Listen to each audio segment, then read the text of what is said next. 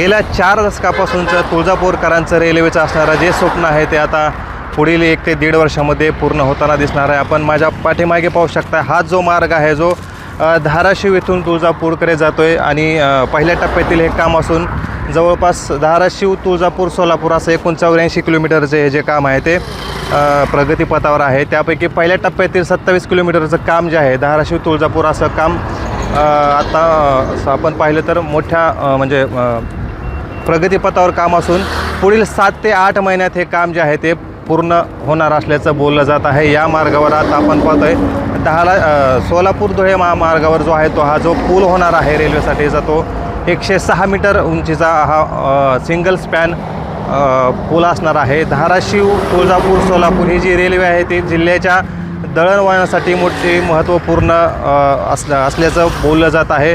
आता येणाऱ्या काही काळातच हा जो मार्ग आहे तो पूर्ण होण्याची शक्यता आहे. मी वैभव पारवे, एलएस मराठी, धाराशिव.